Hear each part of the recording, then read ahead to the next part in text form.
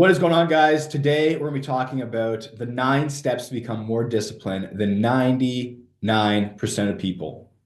So, I want to make this training today because over the last 5, 6+ years or so, I've been consistently building my discipline when it comes to building my business, my career, and my life in the trenches. And I've also been exercising and working on my health, my fitness for the past 8 to 9 years and building discipline there. And I believe at this point, I have become pretty disciplined in all areas of my life. And that's what I want to share with you guys today on how you can do it for yourself as well. Because discipline, this amazing quote, discipline is freedom. Once you become disciplined and you get things on track and in order where you want to go in your life, it's freedom because there's no more of these constant distractions or all these different options and directions we can go. It's crystal clear. We show up, it's robotic. And as a side effect, we get all the massive results that we want in our lives. So just to share with you, I know what I'm talking about here today, just some examples. Over the past year or so, I've worked out basically every single day. So I work out now every single day. I've only missed 2 workouts last year. I've been in the trenches for the past 5 to 6 years building my business, which is now it's quite successful going, and we are helping so many people transform themselves. But that all wouldn't have happened if I didn't take away myself from my current friends and all the stuff going around me in my outer world and locked myself basically in my parents' basement. I built curtains around this corner in their basement, and I just put my head down for years and grinded and worked on it. I eat the same foods basically every single day, and I follow the same exact routine every single day as well. And this has allowed me to help create and build this dream life. And it's still in the works as we go. So I want to share with you guys today on how you can do the same and how you can become your absolute most disciplined self. Mind you, everyone's going to have a different way of doing things. Everyone's going to have a different opinion of like, you got to wake up at 4 in the morning. You got to wake up at 8 in the morning. It's all BS. Just remember that everyone who is teaching, and even myself included, it's all from our own perspectives. It's all what's worked best for us. Yes, you have the others who are going off a scientific approach, but oftentimes a lot of things are coming from what has worked best for me personally. So what works best for me might not directly work best for you. For example, if you're not a morning person, you don't have to get up at 5 a.m. to be disciplined. That's not what it's about. So let's go over the 9 main steps. So the very first step here, jumping into this, is to get clear on the why and the goal. Okay, why do you want to change in the first place? Why do you want to become more disciplined? The reason being is because, like I mentioned before, is that we are designed to be safe and protected. That's how our brains are. So we will not step outside that comfort zone unless there's a strong enough reason to do so. So you have to have a strong enough reason to actually want to become more disciplined. You got to want it for yourself. And you got to know the reason why. And if you really need help with that, I would challenge you to not focus on the desire of what you're going to get from being disciplined, but focus on what you're going to actually lose from not becoming disciplined. Because people change. It's 5 times more likely that you're going to change and take action when you know that you're going to lose something in your life. And so you're more motivated by that rather than gaining something in your life. So write down the consequences. What is going to happen if you do not become that ideal disciplined person that you want to become? And let that fuel you. Number 2. Get clear on your ideal disciplined self. You got to know exactly what that looks like for you personally. Everyone's different, right? So want to write it down, know clearly what your ideal disciplined self looks like. And if you're not sure, it's okay. Just start with the first 2 to 5 things, right? What in my life right now, what is not serving me that I'm sick and tired of that I want to get more disciplined in? And you'll find that it's a ripple effect. You know, how we do one thing is how we do everything.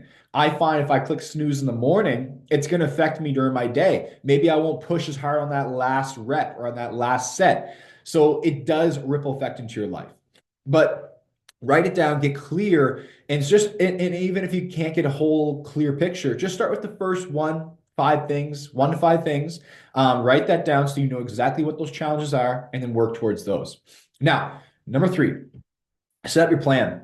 You want to set your plan. Here's the key though. Oftentimes, especially with weight loss, and the reason why like 90% of people who lose weight gain it back, it's a statistic, look it up.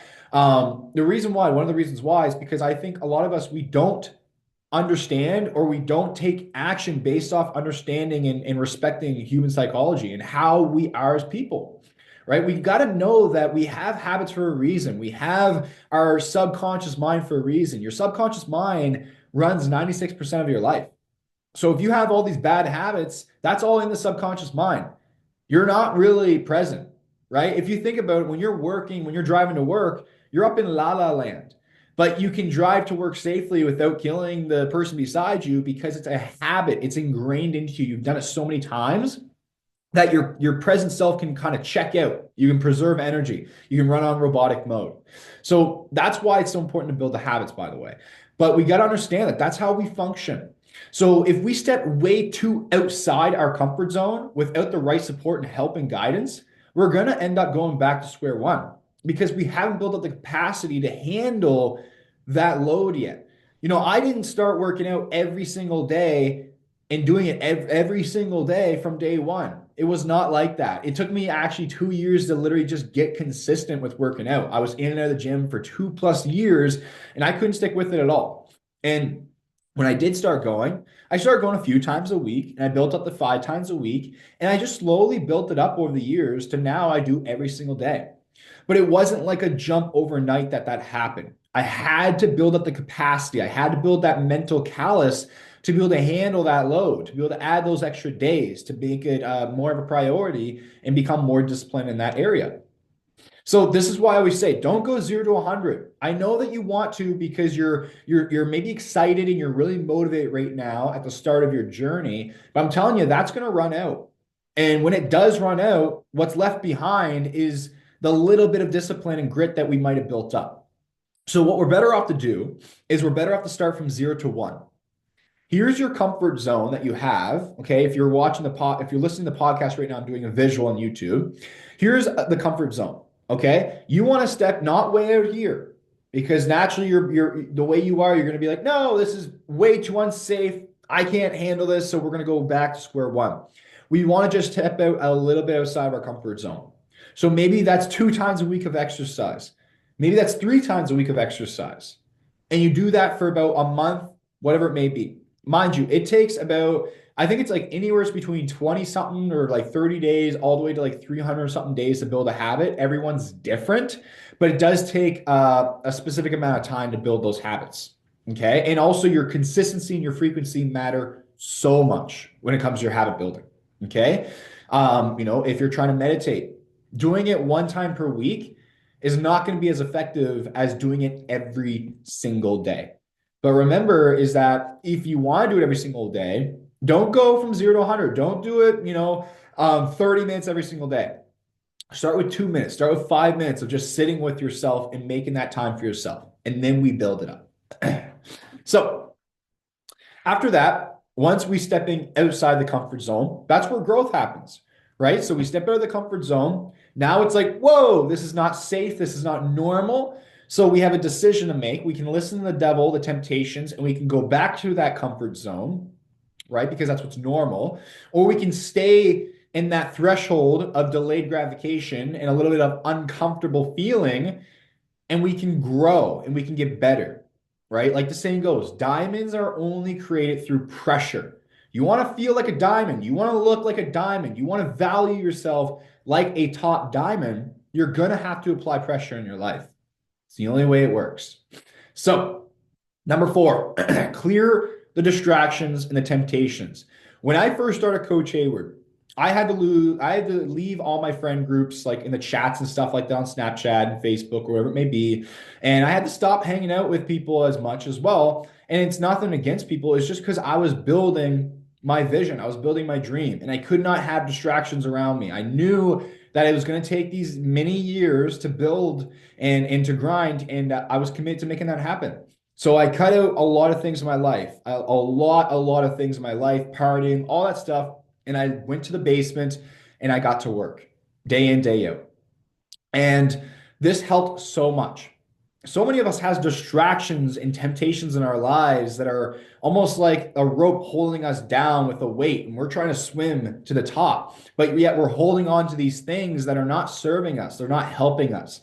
For example, if you're trying to become more disciplined and cut back vaping or smoking, for example, but you hang around with everybody around you is smoking and vaping, you're just adding resistance onto your goals. You're just making it harder for yourself because the temptations are there.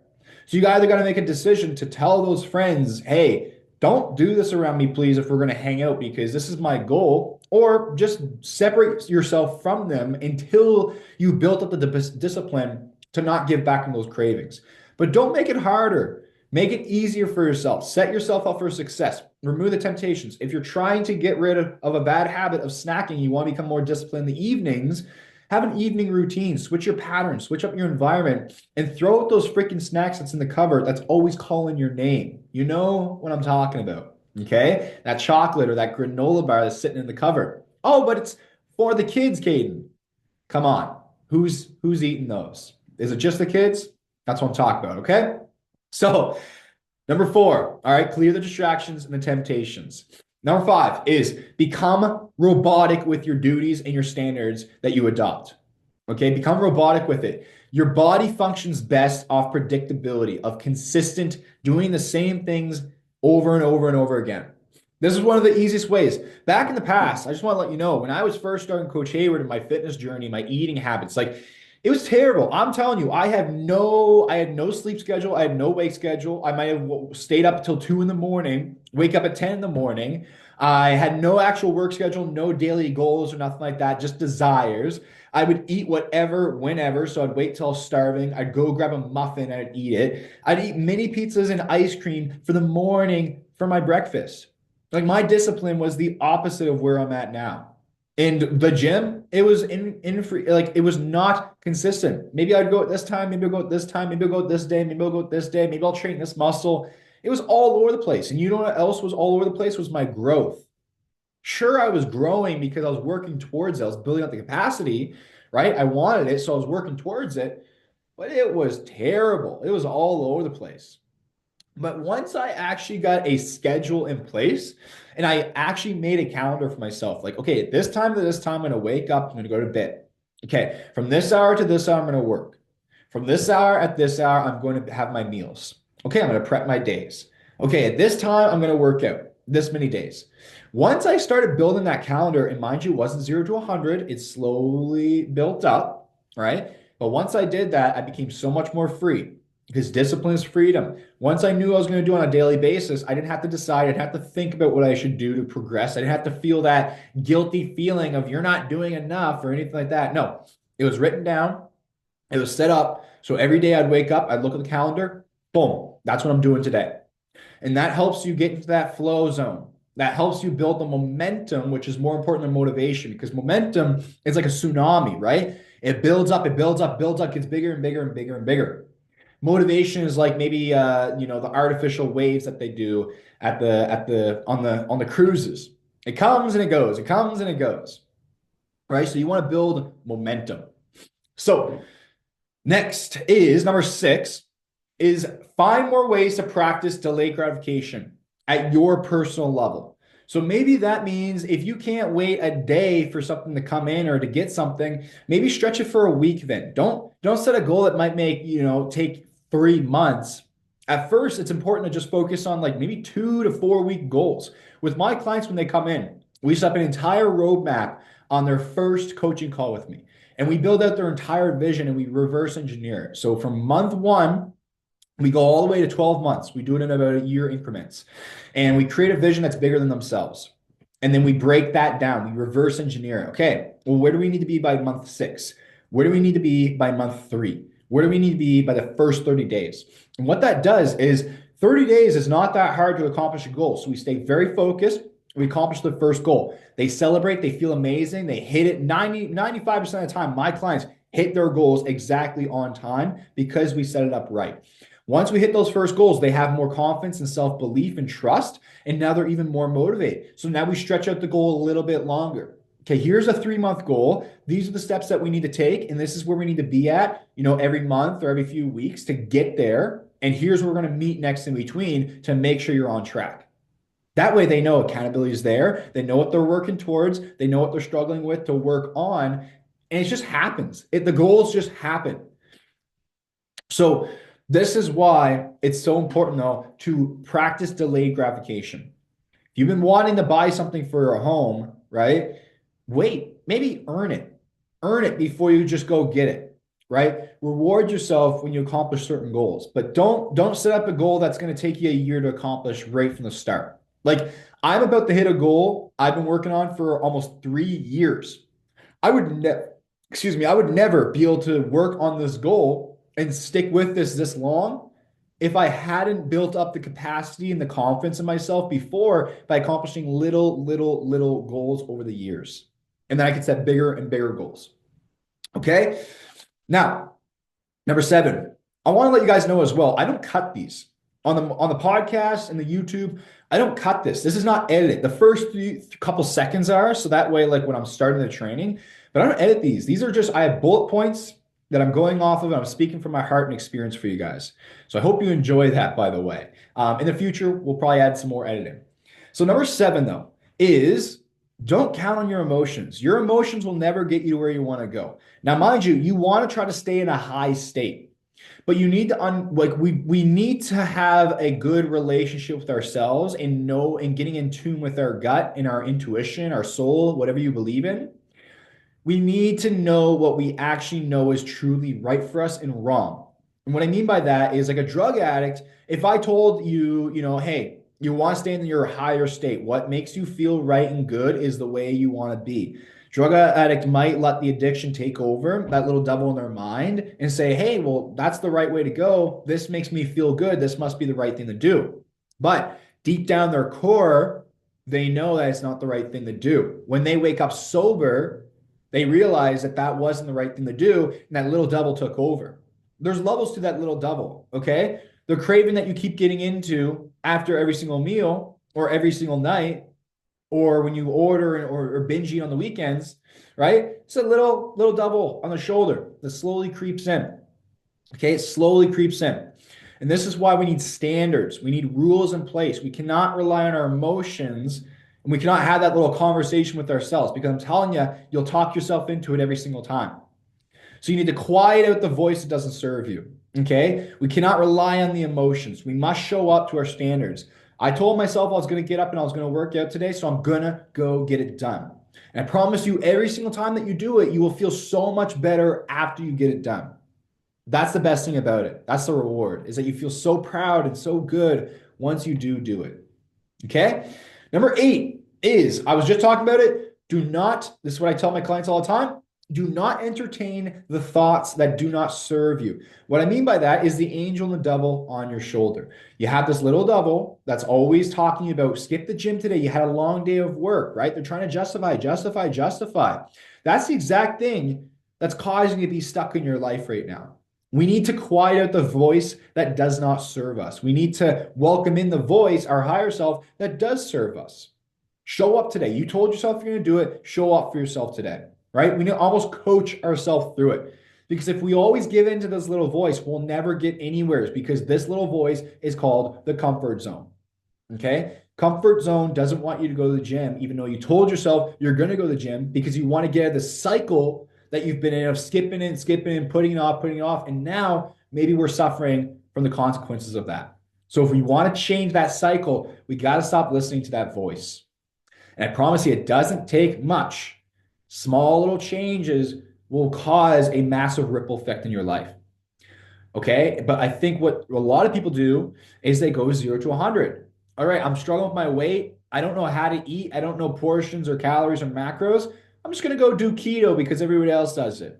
Awesome. Cool. We can do that. We do that for 3 months. But if you know that you love carbs and you're going to have carbs in the future, it doesn't make sense.